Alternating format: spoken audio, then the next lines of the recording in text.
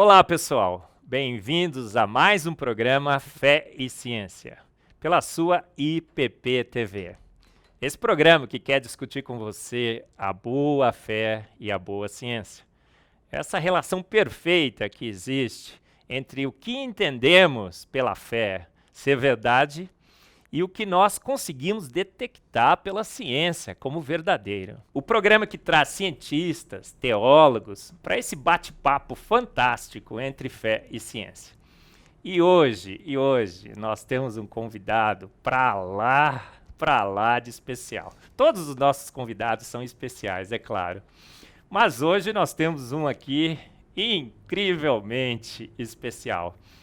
Eu considero o grande criacionista do Brasil, propagador da verdade bíblica de que fomos feitos prontos por um Deus extremamente inteligente. É o príncipe dos criacionistas. A minha referência, né? Eu cresci como um propagador também dessa verdade bíblica, aprendendo com o mestre Adalto Lourenço, o professor Adalto Lourenço. Adalto, um privilégio imenso tê-lo aqui. Sinta-se bem-vindo e vamos bater um papo incrível aqui sobre o universo, não é? Sem dúvida, é um prazer estar aqui. Muito obrigado, Marcos, pelo convite feito. E vamos ver as coisas boas que Deus tem preparado para a gente. Olha, Adalto é uma referência para muitos. Eu viajo pelo Brasil nas minhas palestras e as pessoas vêm conversar comigo e dizem assim, você conhece aquele professor? Eu falo, Adalto Lourenço? Eles, todo mundo conhece o Adalto no Brasil. Ele está meio fugido e a gente está com essa campanha, Volta Adalto, não é? Vamos ver se essa campanha funciona. E o nosso programa sempre se inicia conhecendo um pouco mais sobre o nosso convidado. Então é a sessão Adalto Lourenço por Adalto Lourenço. Adalto, como é que você começou nessa vida, né, de divulgar a verdade científica sobre as nossas origens? Como você começou escrevendo seus livros? Nós vamos comentar sobre eles. Conta um pouquinho do Adalto. Bom, primeiro, nunca foi meu plano fazer isso que eu estou fazendo. Isso é uma coisa assim muito interessante, já que Deus tinha um outro plano diferente para mim. Meu alvo, eu me formei em física e tudo que eu queria fazer é ficar no meu cantinho fazendo a minha pesquisa, bem sossegado e tudo mais. Mas Deus tinha outros planos. Pouco a pouco eu comecei a perceber o quão necessário era esse conhecimento da ciência, principalmente entre nós os cristãos. A gente não tinha muita coisa, quase ninguém falava. Tudo era assim, é pela fé. A resposta era sempre pela fé. Eu falava, não, isso aqui nós sabemos como é que funciona. Daí foi um processo, pouco a pouco, de começar a dar palestras, ser convidado aqui e ali e tudo mais. E o meu desejo sempre foi que as pessoas conhecessem a verdade. Então, Deus foi colocando essas coisas todas juntas. E o resultado aí vieram os livros e coisas e tais. Aí foi praticamente essa a ideia. Não foi nada assim planejado, tá, a princípio. Mas deixa eu colocar um ponto aí, foi totalmente planejado pelo Senhor Deus. Tá? Não foi aleatório. Eu hoje olho para trás e vejo como Deus foi assim metódico em seguir passo a passo do plano que Ele tinha para atingir os objetivos especiais que Ele também tinha. Então foi mais ou menos assim. Ô Adalto, e conta aí para nós, que ideia é essa de escapar para os Estados Unidos? O que é que você está fazendo por lá, homem de Deus? Olha, parte do meu trabalho de pesquisa aqui no Brasil foi voltado para a área, assim, mais com empresas. Então eu dependo muito de empresas para o meu trabalho, para poder ter o dinheiro suficiente para botar a comida na mesa. E mais ou menos 2012, 2013, já deu para perceber que o país estava assim um pouquinho problemático nessa área, porque as empresas começaram a cortar as verbas de pesquisa. E eu dependia delas para pesquisa. Então eles preferiam muito mais manter os mesmos produtos, só dar uma arrumadinha aqui, uma arrumadinha ali, do que na verdade você começar com um produto novo, alguma coisa nova assim. E Deus abriu essa porta para a gente ir para os Estados Unidos. De novo, eu tenho dito às pessoas, sou apenas servo. Eu não fui para ficar, eu não sei o que Deus tem em mente. O que Ele tiver em mente para mim tá bom. Eu sei meu destino final. Isso eu tenho certeza. tenho o passaporte para entrar no meu destino final, a passagem já foi comprada, o destino é certo, eu só não sei que hora sai o voo. E não estou falando dos Estados Unidos. Tá? Eu acho que eu vou pedir para o Lucas colocar aqui o e-mail do Adalto, o WhatsApp do Adalto, para vocês mandarem umas mensagens assim, volta, volta, volta, Adalto, tá bom, gente? Brincadeira, a gente não vai colocar não, Adalto. Mas, pessoal, vocês que estão nos escutando, né? O Brasil precisa do Adalto aqui, não? Quem sabe, né, Adalto? Eu tenho orado por isso, tá? Que Deus te traga de volta para o nosso país. Mas olha, Adalto, ele fica quietinho, ele não vai falar nada, ele está dizendo que ele quer voltar sim, gente. Olha, Adalto, hoje nós temos um programa muito, muito especial. A gente vai falar sobre um assunto incrível. Será que o caos gerou o universo que nós vemos? Olha, a gente está mostrando aqui, né, na nossa TV, esse modelo que os naturalistas gostam muito de propagar por aí. Eles dizem que há uns 13,7 bilhões de anos atrás não existia nada. Não tinha matéria, não tinha energia, não tinha espaço, não tinha tempo. Tinha nada então, né? Então o nada pegou o nada para nada por nada e bum, do nada fez o tudo. Construiu as galáxias, os planetas, os asteroides, os cometas, as estrelas e tudo mais. Então a história que ouvimos é que do caos se fez o cosmos. Será que do caos nós temos o cosmos? O que você acha, Adalto? Olha, primeiramente, é muito legal quando a gente pensa nisso daí, porque nós descobrimos na área dos fractais e tudo mais, na matemática, que existe ordem no caos, e é verdade. Então nós sabemos disso. Mas o caos que é proposto aqui pela teoria do Big Bang jamais teria produzido a complexidade e os graus de complexidade que nós encontramos no universo. Sejam eles em estrelas, sistemas solares, estruturas galácticas, seja o que for.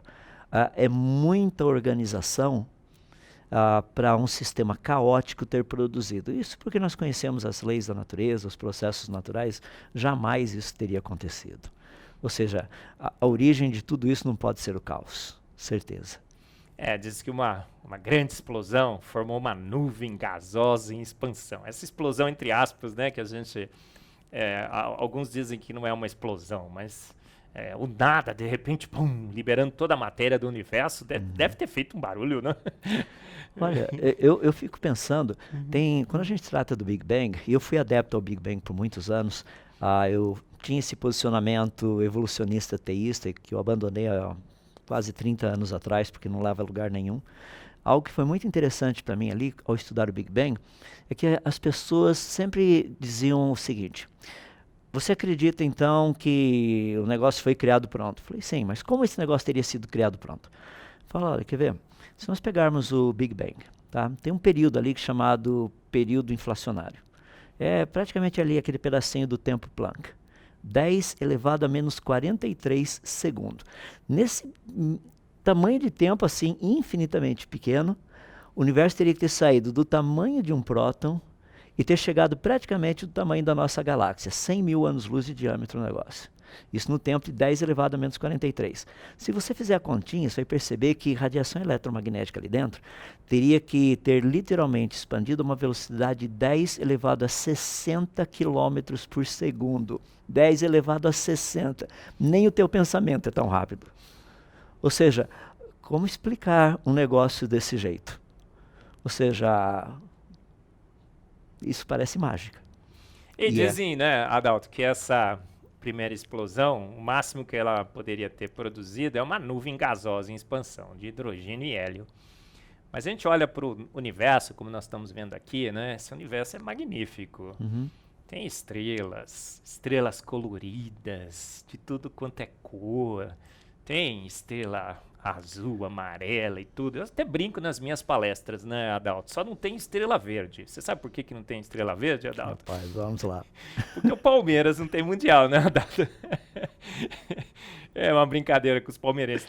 Nem corintiano eu sou, né? Eu torço pela Ponte Preta querida, a mais amada do Brasil. Não sei que time que você torce, né, Adalto? Eu sou um bom santista. Santista, né? Olha lá. Ser de Santos. E um universo magnífico, magnífico. Galáxias, planetas, o sistema solar extremamente organizado. E você trouxe aqui sua apresentação, Sim. né? Eu que vou passar para você primeiro, agora fica contigo. Eu quero fazer uma pergunta para você. Outro dia eu tive até um debate sobre isso, né?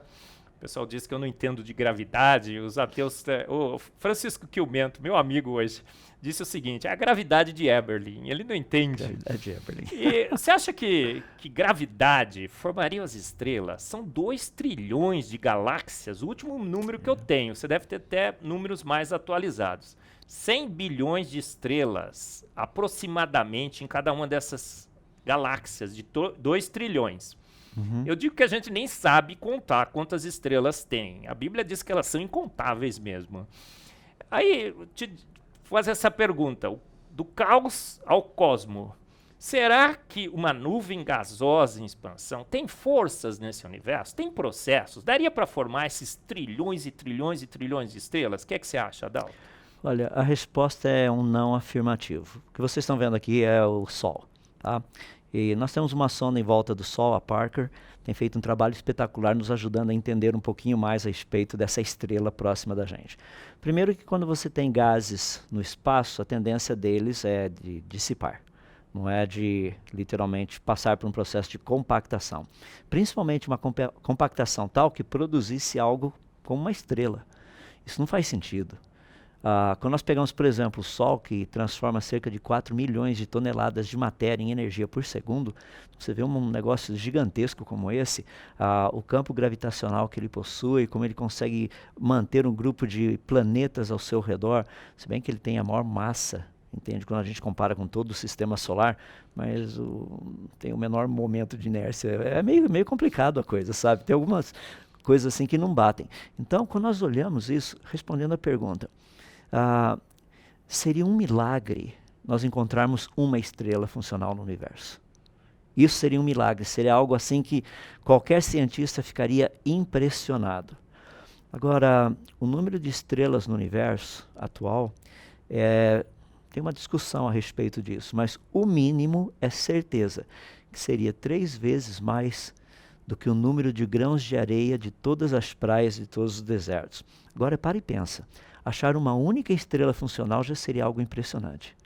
Achar um número como esse de estrelas funcionais seria mais ou menos assim. Imagina que nós saíssemos por aí e encontrássemos um carro, um único carro. Como será que esse carro teria vindo à existência? Entende? Com todas as suas partes funcionando assim, mecanicamente, com uma precisão incrível. O negócio funciona. Você liga o motor, ele vai, anda, muda a marcha, freio, todos esses negócios. Então a gente poderia até imaginar que um carro teria sido fruto do acaso. Seria difícil acreditar, pela complexidade dele e tudo mais. Agora, quando você pensa uma frota de veículos, dizer que todos eles surgiram por acaso, o que eu estou dizendo é o seguinte, quando nós olhamos o universo, você vê uma quantidade absurda de estrelas, perfeitamente funcionais. A gente pega, por exemplo, o Sol, as características que o Sol tem, porque ele é a nossa estrela. Se ele fosse pouquinha coisa diferente, não teria vida por aqui. E mudando assim pequenos fatores, não daria para falar de todos eles aqui, mas só, por exemplo, se você mudar um pouquinho a temperatura, já era. Se você mudar a frequência de luz específica que ele emite, já era. Ou seja, é muito específico. Daí as pessoas chegam e falam assim, mas é por isso que vida existe. Eu falo assim, isso é muito estranho. Muito estranho. Porque você está dizendo que a vida é o resultado de um negócio perfeito. Entende? Então a gente vai ter que tomar um segundo passo a respeito disso, perguntar de onde vem então esse negócio perfeito que conseguiu produzir vida nesse planeta. O Sol é incrível mesmo, né, Adalto? Eu falo nas minhas palestras, aprendendo um pouco com você, assisto as suas para falar um pouco sobre física com um pouco mais de propriedade. Estudo bastante sobre cosmologia, porque o universo é magnífico. E o Sol, algumas coisas que eu estou me lembrando aqui, quero perguntar para você.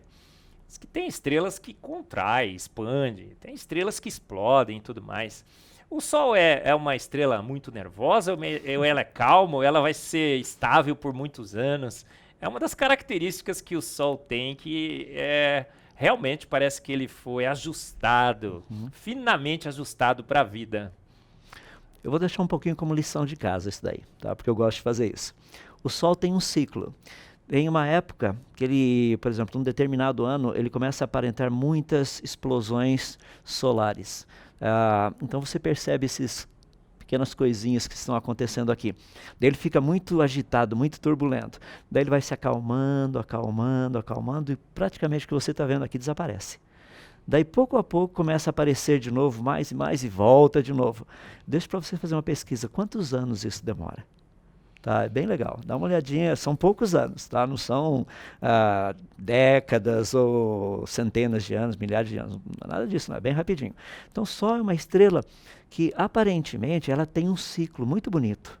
Tá? E a gente conhece bem esse ciclo, estamos estudando esse ciclo, mas ela tem algumas características que são muito interessantes, porque ela, como uma estrela, de uma forma assim geral, ela possui características muito peculiares com respeito à vida do nosso planeta. Isso é fascinante.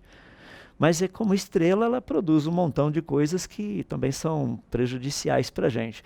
Por isso que o planeta Terra tem que ter uma outra estrutura para eliminar esses prejudiciais que vêm, essas coisas prejudiciais que vêm do Sol. Então o Sol é um negócio assim fascinante. Muita gente olha para o Sol e fala assim, nossa cara, que legal, né? Quanto tempo o Sol tem? Então muita gente fala aí 4,6 bilhões de anos, coisas desse jeito. E daí a pergunta que muitas pessoas falam é a seguinte, ué, e o Sol, será que ele um dia vai explodir, vai acontecer alguma coisa? Então o pessoal fala, ele está na metade da vida dele, então tem mais uns 4,6, 5 bilhões de anos aí pela frente. O negócio é que em 1987 nós vimos a explosão de uma estrela, Sanduleak, que era uma gigante azul e que não deveria ter explodido. Ou seja, na verdade, nós não sabemos quanto tempo a nossa estrela ainda tem pela frente. Mas que ela é fascinante, sem dúvida ela é. Ela é quase perfeita, né, Quase. Adalto? Quase perfeita. Porque ela tem essas explosões aí e o Sol emite o vento solar. E se o vento solar batesse na Terra, a vida estaria eliminada, não é assim? Então parece que é um conjunto muito bem ajustado. Fala sobre esse vento solar e essa proteção que o nosso planeta tem. Esse vento solar são partículas praticamente que saem do Sol e vêm na nossa direção. E quando elas batem na Terra, nós temos um campo magnético espetacular que nos protege de tudo isso. Só que esse campo magnético, se você olhar o planeta aqui, você vai perceber que as linhas desse campo magnético, elas têm lá Polo Norte, Polo Sul. Vou deixar de lição de casa também para saber se elas vão do Polo Sul para o Polo Norte ou do Polo Norte para o Polo Sul. Mais uma coisinha para você pensar. Mas no Polo Norte e no Polo Sul, existe a possibilidade dessas partículas que estão vindo do Sol entrar. Quando elas entram e batem com os gases da nossa atmosfera, produzem a aurora boreal e a aurora austral. Então você vê essas luzes magníficas nessas extremidades lá, tanto do norte quanto do sul. Dependendo da intensidade da explosão, as partículas entram com tal velocidade e com tanta energia, vou colocar energia de uma forma geral, que, por exemplo, a aurora boreal e a aurora austral, você conseguiria ver, no nosso caso, daria para ver até no Uruguai, Rio Grande do Sul, dependendo da intensidade das explosões que acontecem lá. Então é um negócio assim bem interessante. O Sol é uma máquina fascinante para produzir isso, mas tem um planeta que é finamente ajustado para funcionar diante de uma estrela que produz o que é necessário para a vida existir, mas que também produz toneladas de coisas que acabariam com a vida. Daí a gente fica perguntando, rapaz, como que será que pode isso? Eu digo nas minhas palestras, né, Adalto, que quem fez tudo isso é um exibido e um exagerado. Porque ele poderia ter dado um jeitinho no Sol para ele não emitir esse vento solar, mas ele falou assim, ó, eu não vou aqui usar uma solução fácil. Eu vou usar uma solução magnífica, espetacular, né? Eu vou mostrar que sou eu que sabe fazer. Esse campo magnético é fantástico. E no final, depois de todo o trabalho, eu ainda vou dar o meu show, a aurora boreal. Mas você falou assim que o Sol emite a radiação certa, infravermelho, ultravioleta e visível. Uhum. Então, o visível a gente entende, né? Vai deixar o planeta colorido. Ele gosta de colorir, não gosta? Demais. Demais, né? As estrelas são coloridas. E o colorido é uma faixa muito estreita da radiação eletromagnética. E os nossos olhos enxergam perfeitamente o colorido. Mas o ultravioleta tem uma parte do mal, né? Que é o ultravioleta de maior energia. Parece que a gente tem uma outra proteção no nosso planeta Terra. Que seria essa proteção? A gente está todinho protegido, né? Olha, dá para a gente abrir assim, expandir de uma forma geral, para várias desse tipo de proteção. Por exemplo, a nossa atmosfera, ela possui certos gases na quantidade certa, na proporção certa e o tipo certo de gás para estar lá, para servir literalmente como um sistema de proteção para todos que vêm lá de fora. Deixa eu assim, dar um exemplo para ficar mais fácil um pouquinho para entender, daí é o que eu vou dizer depois. Um avião, quando ele está voando, bom, deixa eu voltar um pouquinho. Um avião, literalmente, os seus pneus, você precisa enchê-los com nitrogênio. A gente não enche com ar. Porque a 10 quilômetros de altitude, o que aconteceria? A temperatura é tão baixa que o pneu ficaria murcho e o avião, ao pousar, não teria condições de pousar com um pneu murcho. Por isso que a gente coloca nitrogênio.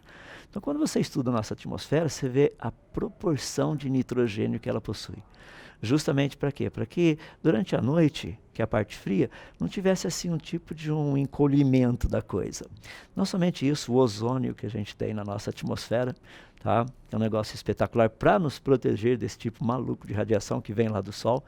É muito bem feito, muito bem bolado. O pessoal que gosta de estudar, por exemplo, o O3, é espetacular ver as características que tem em termos de absorção e coisas desse jeito. Rapaz, deixa eu colocar da seguinte forma. Qual seria a possibilidade de tudo isso ter sido por acaso?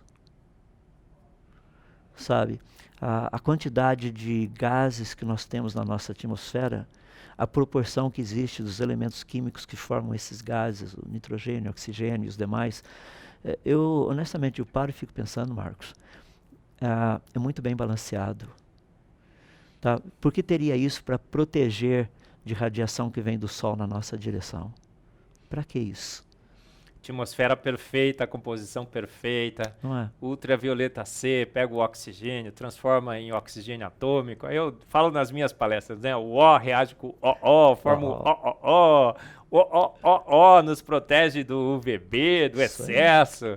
E aí quando absorve a energia, o O forma o O mais O. É um show, né? Um O extremamente bem afinado. É uma música afinadíssima demais.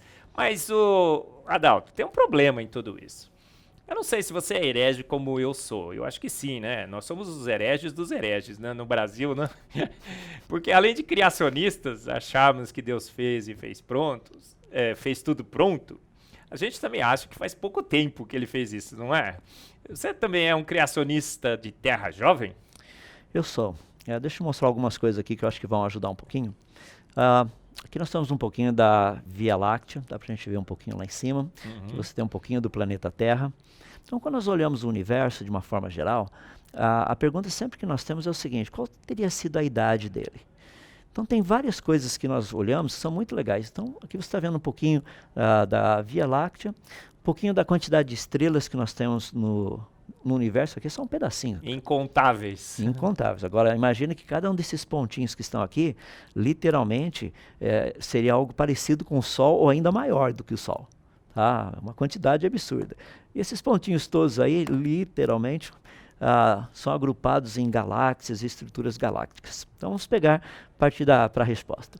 Galáxias, elas estão girando. Tá? Então nós sabemos as forças, o movimento de rotação delas, então nós sabemos quais forças estão agindo. Seria mais ou menos como aqueles negocinhos que a gente usa para irrigar jardim, fica lá girando. Tic, tic, tic, tic, tic. Tá? Então você vê a água espalhando, você vai perceber que tem uma certa similaridade com aquilo. Agora imagina um negócio como esse, que a gente conhece a velocidade, tendo essa estrutura ainda organizada depois de bilhões de anos. Rapaz, não faz sentido. Não tem como. Porque se o negócio era organizado no começo, faz pouco tempo que ele está girando, porque ainda não deu tempo de se desorganizar. Tá? Isso é um fator muito importante. E se no começo ele não era organizado, ou seja, uma estrutura meio maluca, não teria virado isso nesses últimos 13,8 bilhões de anos que o pessoal tem proposto. Deixa eu colocar assim de uma forma bem simples, quer ver? Liçãozinha de casa de novo para o pessoal. Vale a pena. Olha que legal. Calcule a massa do Sol. Tá? Isso aí a gente encontra, dá uma olhadinha lá na Wikipédia, alguma coisa assim. A massa do Sol. Vê quanto disso seria hidrogênio. Tá? Daí você vai fazer o seguinte: vê quantos átomos de hidrogênio, portanto, existem no Sol. No espaço, a média de mais ou menos 3 a 4 átomos de hidrogênio por metro cúbico. Tenta imaginar quantos metros cúbicos seriam necessários para ter todo o hidrogênio necessário só para uma estrela. Rapaz, é um absurdo a coisa. Então, quando nós olhamos estruturas como essa, o que nós entendemos, até o que a ciência consegue explicar, que são estruturas prontas que estão se desfazendo. Mas como elas possuem uma estrutura muito, muito bem ajustada ainda, deve ter sido pouco tempo. Deixa eu me ilustrar com uma coisinha, acho que vai ficar mais fácil. Quando nós olhamos estruturas assim, geralmente o que muitos cientistas têm dito é que tem muita matéria, energia negra e matéria escura nesse sistema. É por isso que ele ainda está organizado. Deixa eu mostrar como é que isso funciona. Imagina que você comprasse um jogo de pneus e colocasse no seu carro. E depois de andar 100 mil quilômetros, você viesse me mostrar os pneus. Você chegaria e diria assim, o seguinte: olha só os pneus aqui do meu carro, são perfeitos, já andei 100 mil quilômetros. Olha, tem até aquelas borrachinhas espetadinhas, quando você compra um pneu novinho e tudo mais. Falo, cara, 100 mil quilômetros, desse jeito. Você vai falar, não, você não entendeu. É que tem uma camada de matéria escura e fria em volta do pneu que dá essa aparência de jovem para ele. Ele falou, tá bom, matéria escura e fria, vamos nessa. Olha, o universo, quando o pessoal diz que apenas 4% dele, 23%, desculpe, de uma forma, voltando um pouquinho, 4% dele seria matéria bariônica e o resto é matéria escura e fria, energia negra e tudo mais. Eu não estou dizendo que isso não exista, mas o que isso tem sido utilizado é só para promover uma idade prolongada do universo. Eu brinco, né? A matéria escura é o Saci Pererê da ciência, né? Todo mundo sabe que existe, mas ninguém nunca viu, não é, Edalto? Eu comento com o pessoal que parece que a gente não tem muito assim, nós não descobrimos a diferença entre energia negra e magia negra, sabe? A gente precisa melhorar um pouquinho ali nesses dois. O Chesterton disse isso, né? O grande filósofo, eu sou fã do Chesterton, ele disse assim, quem não crê em Deus... ele disse de uma forma diferente, mas foi o Pondé que parafraseou. Ele disse assim, quem não crê em Deus, crê num monte de bobagens. Matéria escura, energia escura, nessa camada protetora de pneu. Mas tem um paradoxo aí, né? Eu acho que quem defende um universo antigo e uma Terra antiga, chegaria assim para você, Adalto, falaria assim, Adalto, você é físico, você conhece a velocidade da luz, você conhece o tamanho do universo, você sabe que tem galáxias a uma distância aí, em anos-luz, de bilhões e bilhões e bilhões de anos. Como é que você cria no universo e numa Terra? Os dois jovens? Você crê que o universo é jovem também? Sim, creio. Universo e Terra jovem, a minha oposição. Como é que você crê no universo jovem se a luz demoraria bilhões e bilhões de anos para chegar aqui? Isso faz sentido? Esse é um exemplo que a gente tem. Tá? É uma galáxia muito interessante, é a GN Z11 ou 11Z, depende de como o pessoal tem colocado aí. Vamos colocar da seguinte forma. Imagina que eu pudesse voltar 60 anos atrás. Eu estou com 62 anos. Imagina que eu pudesse te levar de volta ao passado. Então, se você pudesse me ver há 10 anos atrás, eu teria 52 anos. Se você pudesse me ver há 20 anos atrás, eu teria 42 e assim por diante. Até chegar a 60 anos atrás, eu teria 2 anos de idade. Então, quanto mais no passado você voltasse, mais jovem você deveria me ver. Tá? Isso assim seria bem básico. O universo, no universo, nós temos condição de fazer isso. Porque quando eu vou olhando em direção ao passado, vou olhando o universo, estou vendo como ele era e não como ele é. Deixa eu dar um exemplo. Se eu ligasse para um amigo meu que morasse lá no Japão agora, ligasse para ele e falasse assim, o sol está brilhando agora? A resposta que ele me daria, se ele é cientista, ele diria o seguinte, eu não sei. Você fala, mas como você não sabe? Só ir lá fora e dar uma olhadinha. Eu falo, não, eu estou aqui fora. E o sol não está brilhando? Não, ele está brilhando. É que nós não vemos a luz do sol como ele é agora. Essa luz do sol demora 8 minutos e 19 segundos para chegar até aqui. Então, quando eu olho para o sol, eu estou vendo como ele teria sido há 8 minutos e 17 segundos atrás. Isso é muito legal, sabe por quê? Porque quanto mais distante eu olhar, eu teria condição de ver como o universo era no início. Então, se eu estiver a bilhões de anos-luz de distância, essa luz vendo até aqui, chegando até aqui, iria me mostrar como ele teria sido há bilhões de anos atrás. Por exemplo, essa galáxia, assim, deixou todo mundo surpreso, sabe por quê? Porque é uma galáxia completa, complexa, perfeitamente funcional no início do universo. Eu acho legal porque o pessoal diz assim, olha, o fato de uma galáxia tão massiva ter existido logo depois que as primeiras estrelas começaram a se formar é um desafio para alguns modelos teóricos atuais de formação de galáxias. Rapaz, é um problema, realmente. Sabe por quê? No início não teria galáxias prontas, mas isso cria um problema. Se no início elas já estavam prontas, como é que hoje ainda nós vemos galáxias?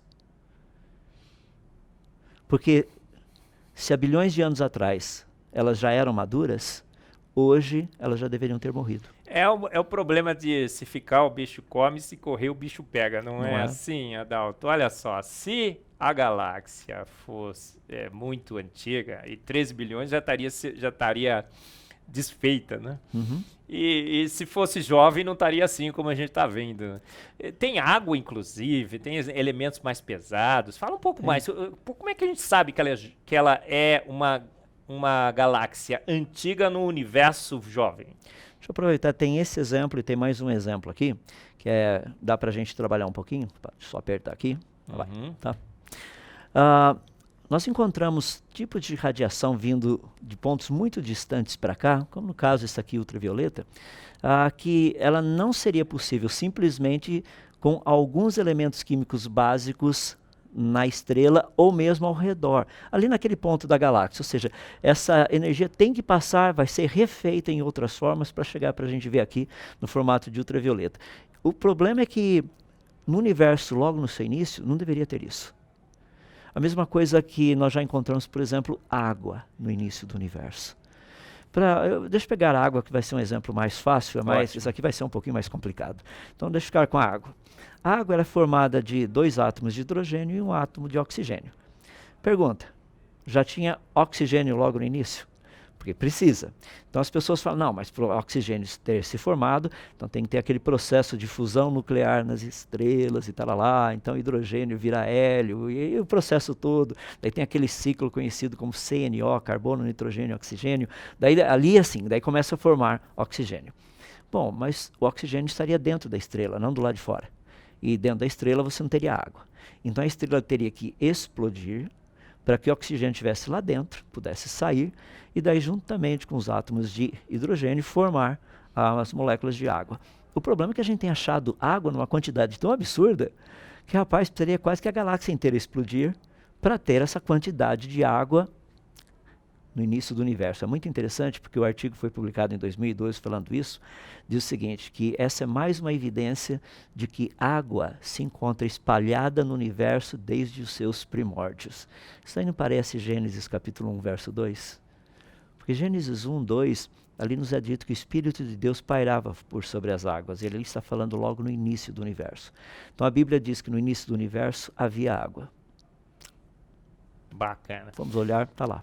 Pessoal, vocês têm também disponível uma grande palestra do professor Adalto Lourenço. Nós tivemos aqui no ano passado, em novembro, ali no Trip Meliá, Rua Maranhão, um congresso incrível, 31 palestras dos mais diferentes especialistas nas mais diferentes áreas.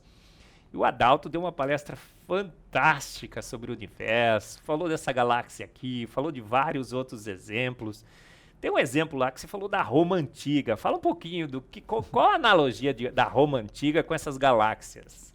A analogia foi uma pesquisa que foi feita por um grupo de pesquisadores. Eles descobriram elementos numa galáxia que não deveriam estar lá. Então o exemplo que eles deram foi mais ou menos o seguinte. Imagina você na cidade de Roma fazendo uma pesquisa arqueológica. Então começa a cavar, depois de cavar muito, desce lá quase 10 metros de profundidade, você encontra resquícios da Roma Antiga, tá?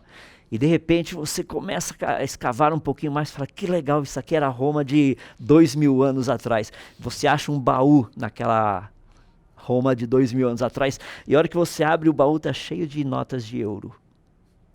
Você fala, peraí. Algo errado que não está certo, né, Adalto? O que esse pessoal tem descoberto são coisas assim, mais ou menos como essa. Dá uma olhadinha aqui. Isso são galáxias prontas, maduras, tá? Isso aqui tem sido com o pessoal de pesquisa aqui no Chile, com o ALMA. Tem duas linhas aqui bem interessantes. Essa de baixo aqui é que é proposta pelo modelo Big Bang. Tá? Ou seja, isso é o predito. Não deveríamos encontrar galáxias maduras no início do universo. A linha de cima é o que nós temos encontrado. Só galáxias maduras no início do universo. Isso faz sentido, porque a segunda lei da termodinâmica nos diz claramente que, com o passar do tempo, a tendência de qualquer sistema é ir do organizado para o desorganizado. Ou seja, se nós pudéssemos voltar um certo período de tempo no passado, nós encontraríamos um universo mais organizado do que ele é hoje. E se dali nós pudéssemos voltar um pouco mais no passado, isso é segundo a segunda lei da termodinâmica. Isso daí não é crença, é uma lei. Então você vai voltando, vai chegar uma hora que o universo vai ser perfeito. Então, pessoal, assista a palestra do Adalto no segundo TDI Brasil, no canal da TDI Brasil. O Lucas vai colocar aqui o link para você acessar. Várias evidências, né, de que o universo foi feito pronto por um ser de extrema inteligência. Mas aí o pessoal vai falar assim, mas o que é isso que foi feito pronto? Porque a gente vai ler em Gênesis 1, 2 e 3, tem uma palavra lá que é o Ion, né? E o pessoal fala assim, é óbvio que esse Ion aqui é do hebraico, quando se interpreta, são eras. A própria Bíblia está falando que não faz pouco tempo, que foram milhões e milhões de anos. Porque para Deus um dia seriam 1000 anos um dia, olha só, e toda essa história. Você tem um livro, né, de Gênesis 1 e 2. Para você, Adalto, Ion é dia ou seriam eras? O mundo foi feito, pronto, por um Deus todo-poderoso em 6 dias literais? Ou ele fez lenta, devagar e sucessivamente? Deus é gente que faz, e faz bem feito, e faz pronto? Ou Deus é um Deus do devagarinho, como eu costumo dizer? O que você acha, Adalto? Não, eu não tenho dúvida de que os dias de Gênesis são dias literais, dias de 24 horas. Deixa eu me colocar por quê. A Bíblia não foi escrita em português e ela não foi escrita para brasileiros.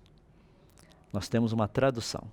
Então você precisa entender um pouco a língua. Deixa eu pegar rapidinho a palavra Yom, porque essa palavra Yom, na verdade, ela significa tempo, não necessariamente 24 horas. Pode significar também 24 horas.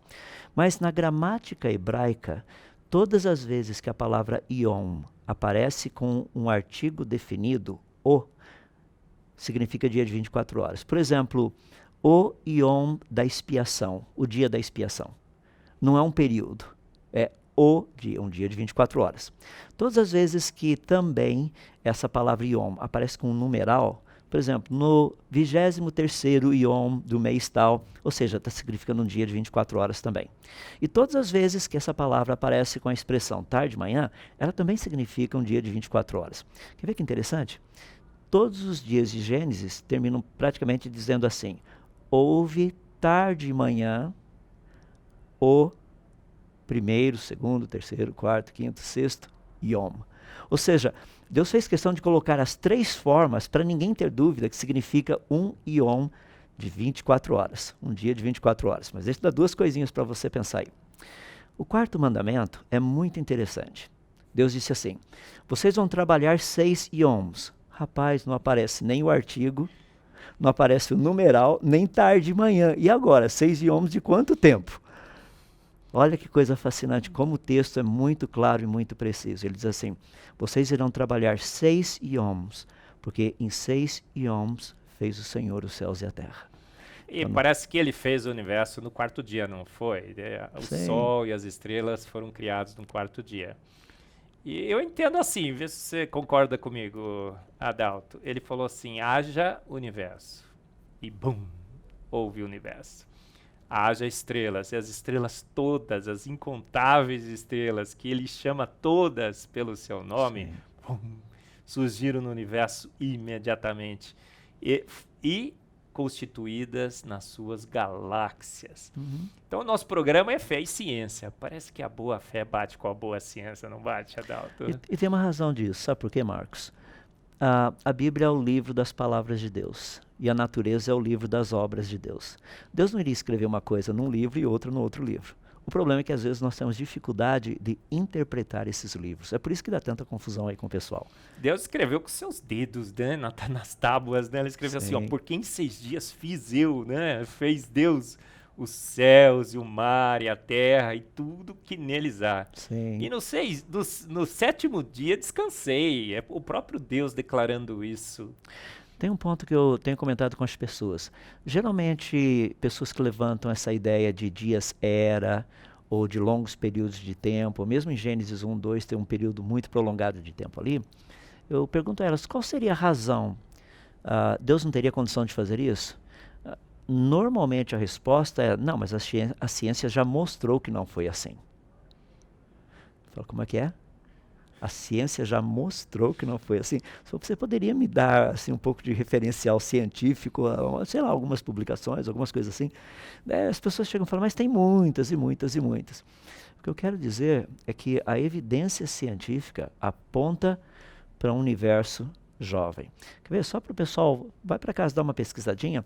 Tem muitas nebulosas que estão no universo que são resultantes de explosões de estrelas, mas tem outras que não. E muitas delas emitem luz devido à altíssima temperatura dos gases que estão ali. Você tem um slide sobre isso, não tem, Adalto? Deixa eu voltar um pouquinho aqui. Isso. Olha aí. Como é que chama essa nebulosa? Isso aqui são os pilares da criação. Olha lá que legal. Teve um debate que o Francisco Quilmento mostrou, inclusive, esses pilares aí. Fala sobre eles, Adalto. Olha, primeiro, isso aqui é uma quantidade absurda de gases superaquecidos. Tá? O curioso é que eles estão num universo cuja temperatura média é de 270 graus abaixo de zero. Ou seja, há quanto tempo esse negócio está quente? Ou por quanto tempo ele ficaria quente? Só para ficar mais fácil para você entender, pegue aí na sua casa, pegue uma panela, coloque lá no fogão e deixe a água entrar, coloque água e deixe a água entrar em ebulição. Tá? Depois que a água estiver em ebulição, tira a panela dali e coloque em cima da pia. Dali uma semana a água estaria em ebulição ainda? Não. Por quê? Porque a temperatura do meio ambiente é mais fria. Ou seja, a água vai esfriar. Nós temos coisas aqui, uma temperatura altíssima, está emitindo luz o negócio. Tá? Ou seja, você está falando de átomos com níveis muito altos de excitamento, de excitação, porque você está vendo um negócio assim espetacular, muita energia. Se esse negócio tivesse bilhões de anos, não teria mais isso daí. E tanto é que eu gosto de mostrar isso aqui, porque você percebe a quantidade de gases todos aqui. Olha que legal, se eu tirar um pouquinho, com o infravermelho dá para ver o que está por trás. Ops, desculpe-me. Dá uma olhadinha quantas estrelas não estão por trás de tudo isso que a gente não vê. Com o infravermelho dá para a gente ver o que está ali por trás. Então esses pilares são fabulosos, são mais uma evidência de que o universo não pode ser tão antigo assim. Mas aí eles dizem o seguinte, né? Nesses pilares tem uns pontinhos luminosos, seriam maternidades de estrelas. As estrelas estão nascendo ali? Eu tenho conversado com as pessoas a respeito disso. Olha, pessoal, me desculpa, mas berçário nasce criança, né? Berçário de estrela era para nascer estrela. Você poderia me dar o nome de uma única estrela que tenha sido presenciado o fato dela ter vindo à existência nesses últimos 500 anos que a gente tem telescópio? Bisbilhotamos o universo por 500 anos, não vimos nenhum bebê nascer por aí, né? Não. Temos visto muitas estrelas morrendo. Tanto é que eu li um artigo há algumas semanas atrás, a impressão que se tem é que morre uma estrela por segundo no universo. Agora, se morre uma estrela por segundo, por que nós não temos mais estrelas nascendo? Eu li um outro artigo, isso foi 2014, 2015, e a equipe que escreveu o artigo disse que praticamente todas as estrelas que deveriam nascer no universo já nasceram. Olha, é incrível, mas vamos voltar ao tema do nosso bate-papo aqui, do caos ao cosmo, ou cosmos, como alguns costumam chamar. A gente vai nesse caos que deveria ser produzido e a gente vê um sistema solar. E nesse sistema solar tem o Sol, tem a Terra, tem os outros planetas. Tá caótico mesmo aquele sistema? Ou será que funciona como alguns fazem uma analogia, né? Professor Adalto, como um relógio, com uma sincronia absoluta? Há evidências de que uma grande explosão formou um sistema solar? Ou a gente encontra algumas coisas um pouco estranhas nesse sistema? Você como físico, cosmologia, que você gosta bastante, o que você diria?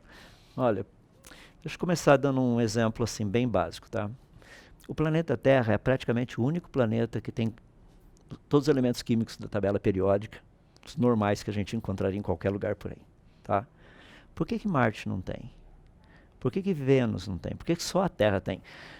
Só brincando um pouquinho, não são todos eles farinha do mesmo saco? Ué, era para ter a mesma quantidade. Ou pelo menos ter os elementos. Nós não encontramos. A Terra é diferente de todo o resto. Você, por exemplo, a sonda americana, o robozinho americano que pousou lá semana passada, tá?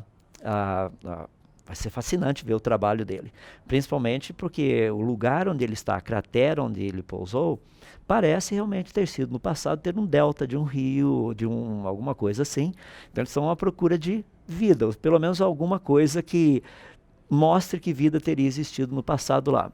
O problema é que Marte tem uma atmosfera que é nada parecido com a da Terra. Nada. Tem muito dióxido de carbono lá. Tá? Então muitas pessoas no passado ficaram tão animadas assim, falaram, que bom, sabe o que a gente faz? A gente vai lá para Marte, monta uma redoma gigantesca, leva plantas e essas plantas vão transformar o dióxido de carbono em oxigênio, daqui a pouco a gente muda o planeta todo. O problema é que Marte não tem campo magnético. Ele não consegue proteger organismos vivos da radiação que vem do Sol. Ué, por que a Terra tem? Vênus não tem. Mercúrio menos ainda. Não tem nitrogênio e oxigênio para formar a camada de ozônio, então ultravioleta, né, danoso. Passa direto. Outro dia eu vi eles falando assim, então em Marte a gente tem que cavar um buraco, fazer uma casa no buraco. Eu falei, gente, você iria para Marte? Você embarcaria na primeira expedição a Marte? Olha, se o alvo for não voltar, sim. Não, estou brincando. Quando a gente fala em termos dessas ideias todas de Marte, muitas pessoas têm mostrado o seguinte, será possível colonizar Marte? Eu imagino que até seja possível, mas não seria por meio de processos naturais. Porque Marte é um planeta hostil à vida. Entende? As suas características, a atmosfera. Eu mencionei, o campo magnético de Marte, praticamente, se existir é 10 mil vezes menos intenso do que o nosso, se existir. Mas, Adalto, você está falando que a Terra é especial, ela tem um papel, uma posição especial no universo. Mas Carl Sagan, um dia, com a sonda Voyager, ela tirou uma foto do nosso planeta. Você lembra disso? É. E aí Carl Sagan, que doutrinou gerações e gerações aí, né? 2 ou 3 gerações de homens e mulheres no ateísmo. Acho que muitos na mídia hoje, né? Tem um jornalista que eu sigo e às vezes comento, ele disse assim, o meu grande ídolo é o Carl Sagan. E ele disse o seguinte, olha só, que o homem na sua arrogância, Darwin disse isso também, nós somos arrogantes de pensar que a gente está num ponto especial do universo. Olha o planeta Terra, um ponto azul pálido, insignificante, perdido na imensidão do universo. Carl Sagan fala que é um ponto pálido, azul, insignificante, perdido na imensidão do universo. Professor Adalto Lourenço, você concorda com Carl Sagan? Você ousaria desafiá-lo? Eu ousaria sim. Quer ver? Por que a nossa atmosfera é transparente? Se ela não fosse transparente, nós não conseguiríamos ver o lado de fora. Por que o Sol e esse sistema belíssimo de planetas encontram-se entre 2 braços da nossa galáxia, o que nos permite ver o que está em cima e o que está embaixo? Nós somos colocados num lugar privilegiado para estudar o universo. Nós temos uma atmosfera privilegiada para estudarmos o universo. O nosso planeta, ele está na distância correta da nossa estrela, para que vida possa existir. Nós temos planetas ao nosso redor, por exemplo, o planeta Júpiter é um aspirador de pó no sistema solar, os que lembram aí do cometa Schumacher-Levy, há alguns anos atrás, produzindo aquelas marcas no planeta Júpiter, ou seja, ele tem um campo gravitacional gigantesco, ele atrai coisas a si mesmo. O fascinante é que se Júpiter tivesse só um pouquinho mais próximo do Sol, ele seria um grande aspirador de pó para cometas e asteroides que estariam caindo no planeta Vênus. Mas Vênus não tem vida. Se ele tivesse um pouquinho mais distante a sua órbita, ele serviria como um grande aspirador de pó para cometas, meteoros, asteroides que estariam caindo no planeta Marte. Mas Marte não tem vida. Por que esse planeta serve como um grande aspirador de pó para o nosso planeta? Ou seja, será que foi simplesmente acaso? Percebe? São muitas variáveis que existem. Eu li um artigo há um tempo atrás, faz um bom tempo atrás, que diz que esse planeta possui cerca de 2 milhões de variáveis perfeitamente balanceadas. Olha, não pode ser um simples pontinho azul lá no meio do nada. O problema maior, e aí eu vou entrar naquilo que nós chamamos de cosmovisão, tá? Uma vez uma pessoa chegou para mim e perguntou o seguinte: você acredita que tem vida fora do planeta Terra? Eu perguntei para ele: e você, o que você acha? Ele falou assim: eu tenho certeza. Afinal de contas, você acha que Deus iria construir tudo isso aqui só para a gente? Eu falei: raciocínio errado. Deus não construiu tudo isso para a gente. Ele construiu para si mesmo. Ele construiu para o louvor da glória dele. Ou seja, nós somos agora participantes de tudo isso que ele criou. Mas ele não fez isso por causa da gente. Eu, por exemplo, lá na minha casa, eu tenho várias pinturas das minhas filhas. Nunca irei colocá-las no Museu do Louvre. Provavelmente eles nem aceitariam. Mas, sabe, por terem sido feitas pelas minhas filhas, rapaz, você não tem noção do valor que aquilo tem. Tá? É muito precioso. A Bíblia nos diz que todas as coisas foram feitas por meio do Verbo, o Filho amado.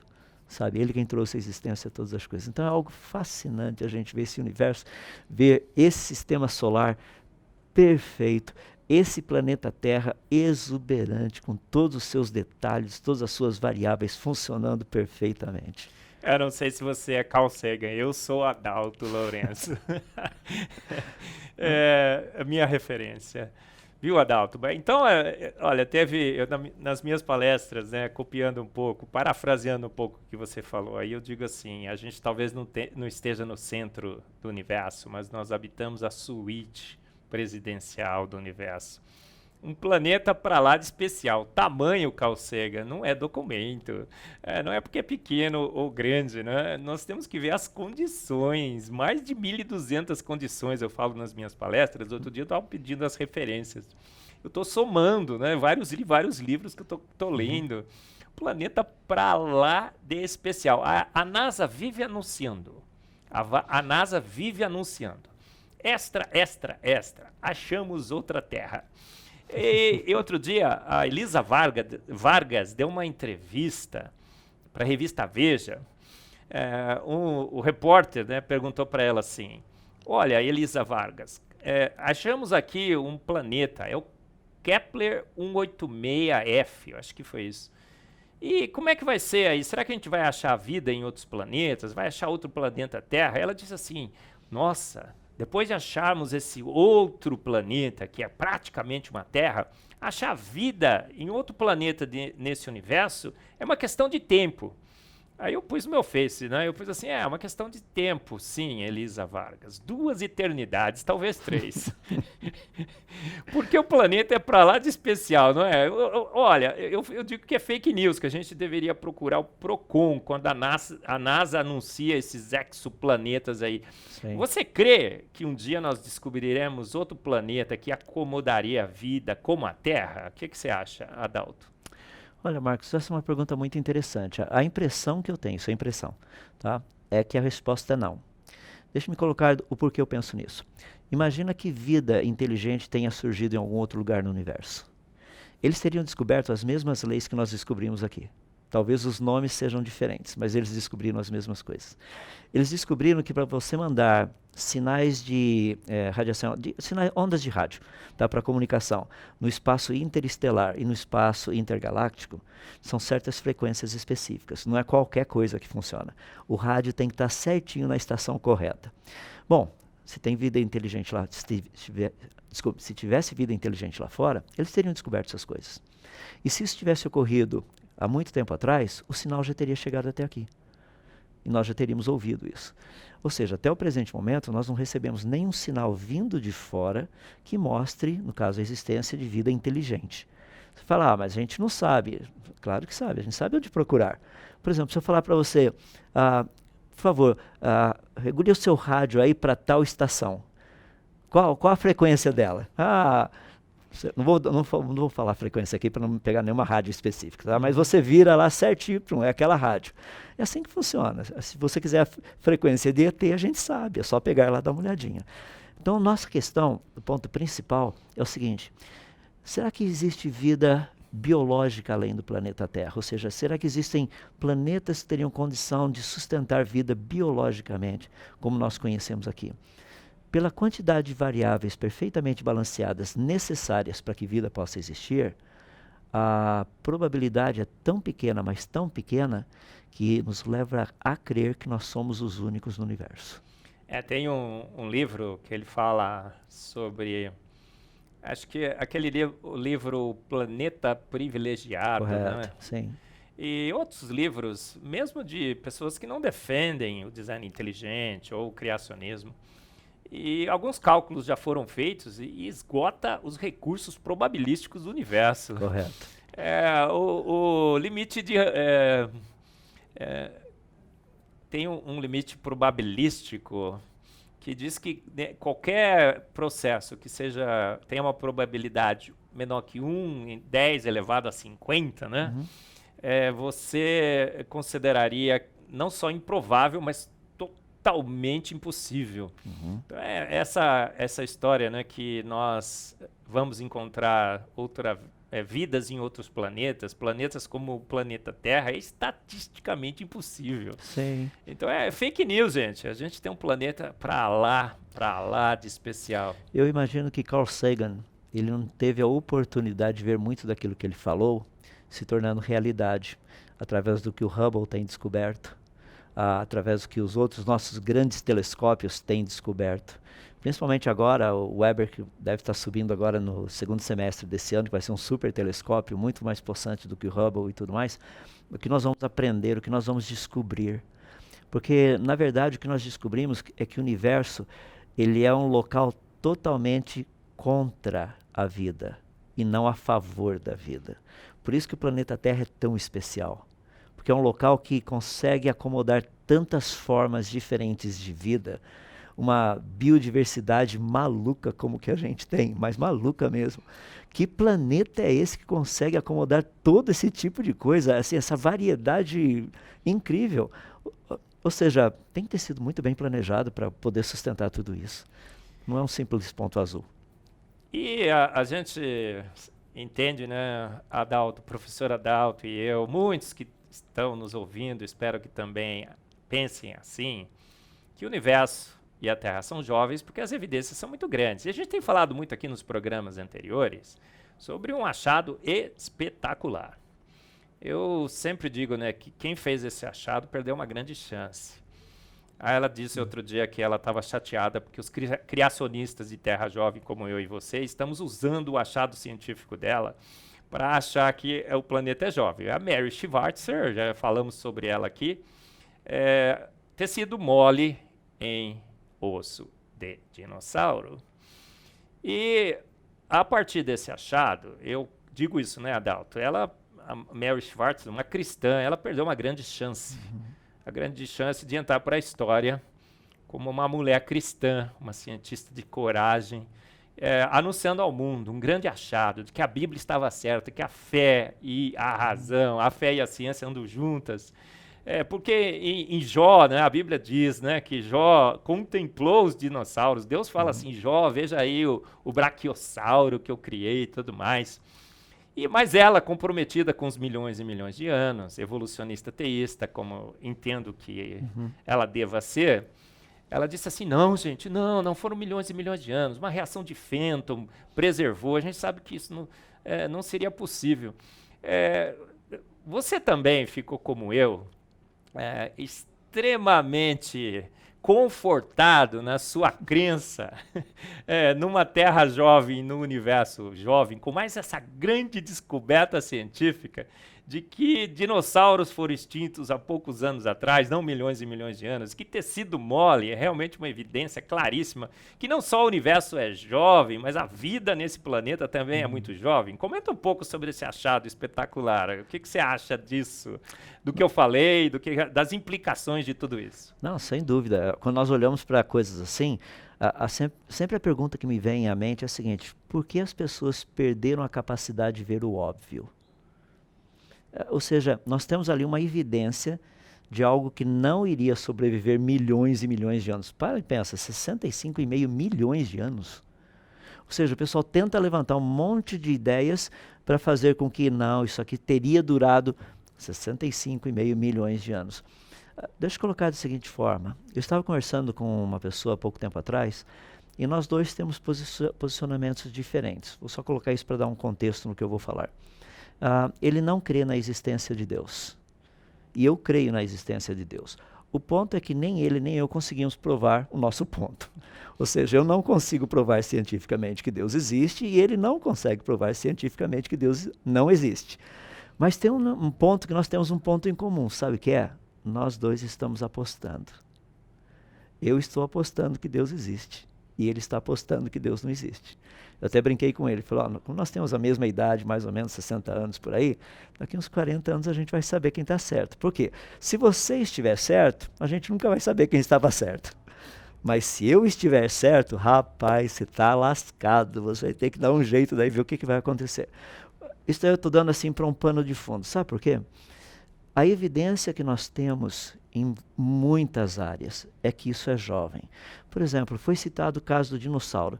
E diamantes que ainda têm carbono 14 dentro deles. Como que você explica isso?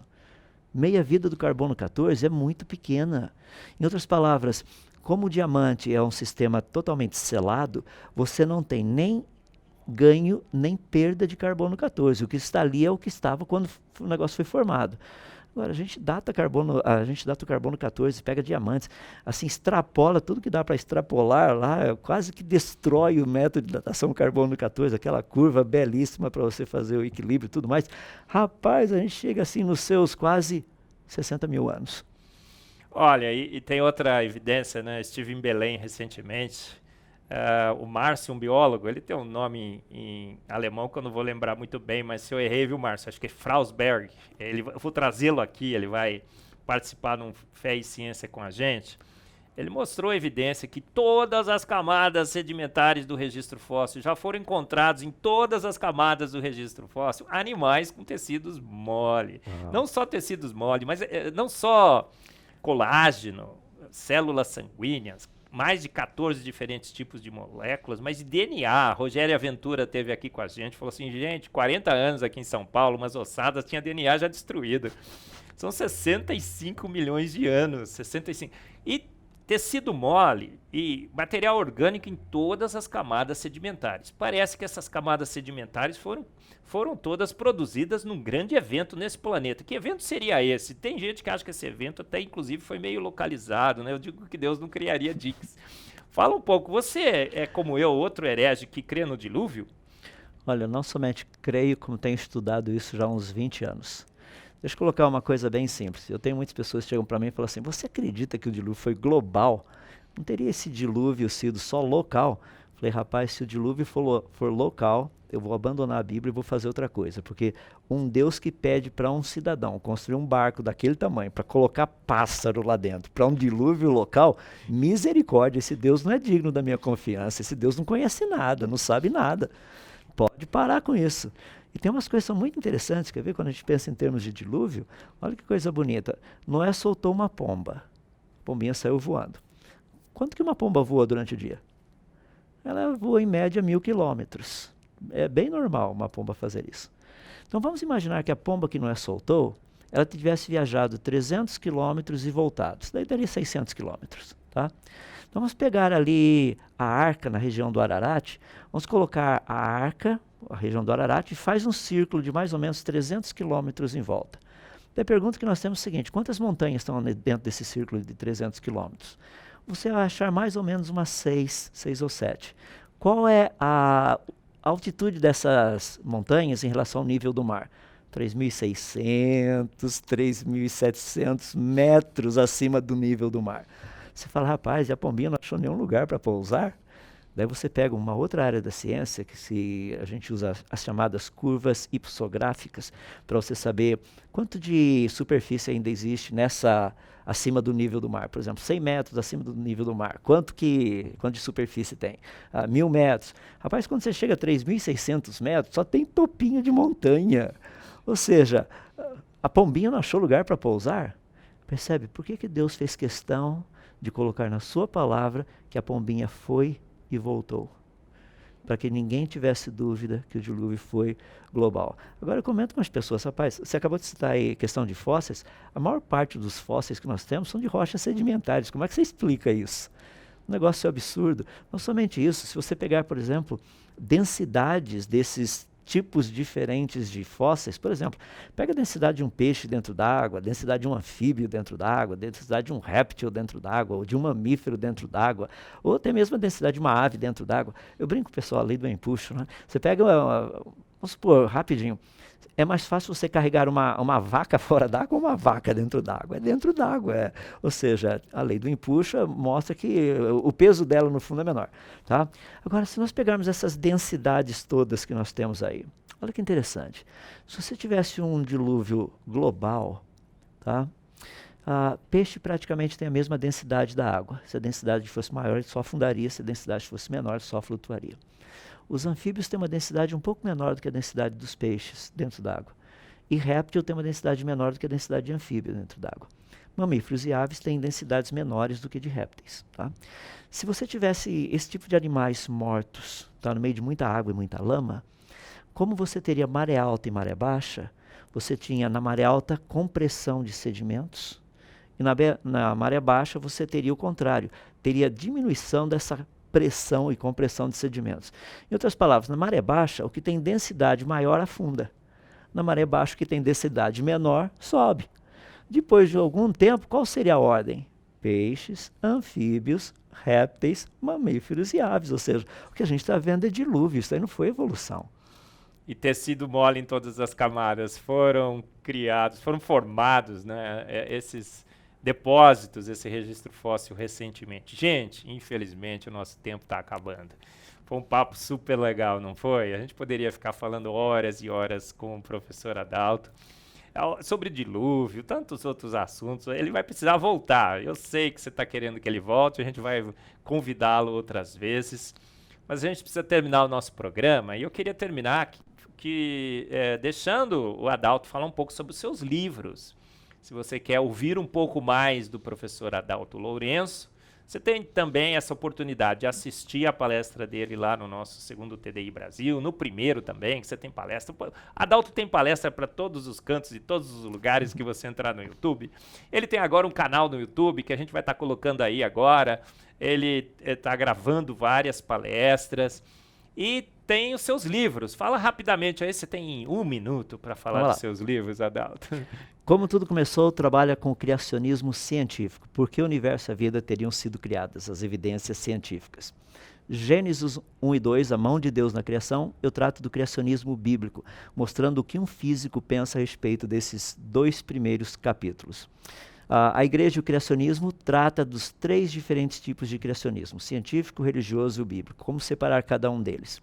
Tem mais um que eu escrevi chamado Os 10 mitos sobre o criacionismo. 10 áreas específicas, pessoas dizem, o criacionismo é religião. Não é. O criacionismo é isso. Não é. Tem outro que eu escrevi para crianças chamado O Livro da Triste História da Evolução. Todo ilustrado em forma de rima para pais poderem ensinar seus filhos a verdadeira história da evolução.